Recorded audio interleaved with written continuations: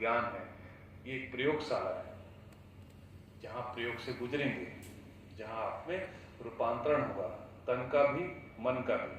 जब तन और मन का रूपांतरण होगा तब कहीं जाके आपको ध्यान की झलकें मिलेगी, और जब झलकें मिलेंगी तभी आपको ध्यान में रस आएगा। नहीं तो ध्यान को आज तक बोरिंग समझा गया है। तो इसलिए परमात्मा करे हम सबके जीवन में ध्यान की झलकें आए इन 3 दिनों में, है ना। परमात्मा का थोड़ा स्पर्श हो हमको, हम जान सकें कि ध्यान क्या है और ध्यान की तरफ हमारी ललक बढ़े। इसलिए समय का ख्याल रखिए, हमेशा मोबाइल छोड़ के आइए और यहाँ जैसा बताया जा रहा है उसको ठीक से समझिएगा। अब शुरू करते हैं आज के संध्या सत्संग को, है ना, जिसके बारे में थोड़ा सा नए मित्र बहुत है, मैं आपको समझाता हूँ। ये ओशो ने, ये जो हम सफेद कपड़े पहने, पहले ऐसा नहीं था। पहले जब ओशो थे तो केवल एक ही वस्त्र था, मैरून वस्त्र, है ना। ये ओशो ने अपने शरीर छोड़ने के कुछ दिनों पूर्व ये विधि दी कि ये विधि में आप लोगों को शाम को आना है और मेरे प्रेजेंस उस समय बहुत गहरी होगी और आप मेरी प्रेजेंस को वहां पे महसूस करोगे, है ना। ये ओशो की सच कहूं तो आशीर्वाद बैठक है।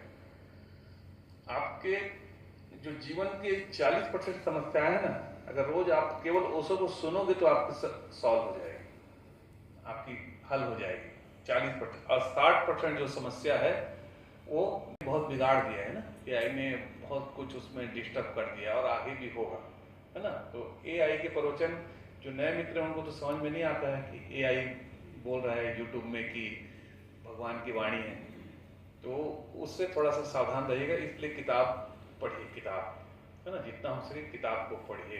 तो किताब में पूरा का पूरा वही चीज है जो उसने बोला है। तो हम शुरुआत करेंगे इसको व्हाइट रोज से, एक सुंदर प्रार्थना करेंगे हम लोग कि हम अपने गुरु की शरण जाते हैं, बुद्धम शरणम गच्छामि, झुकेंगे कि हम अपने गुरु की शरण जाते हैं। दूसरा है संघम शरणम गच्छामि, कि मैं इतना सुंदर जो ये संघ है हमारा, है ना, आगरा मित्र मंडल ने इतना प्रयास करके इस कैंप का आयोजन किया है, हम उन सबकी शरण जाते हैं। जो भी मित्र यहाँ आए हैं हम सबकी शरण जाते हैं, और इतने मित्र नहीं होते तो भी हम, क्योंकि ओशो के सारे ध्यान सामूहिक ध्यान है, इसको याद रखिएगा। ओशो ने सामूहिक प्रयोग शुरू किए ना, पहले ध्यान सामूहिक नहीं था, पहले ध्यान व्यक्तिगत था। ओशो ने पहली बार ध्यान को सामूहिक किया, क्योंकि ओशो ने कहा जब आप अकेले ध्यान करते हैं तो आपको परमात्मा की तरफ चलना पड़ता है, जाना पड़ता है, और जब आप समूह में ध्यान करते हैं तो परमात्मा को आना पड़ता है। क्योंकि अगर एक व्यक्ति की भी चेतना यहाँ पे ऊंचे स्तर पे है तो आप सबकी चेतना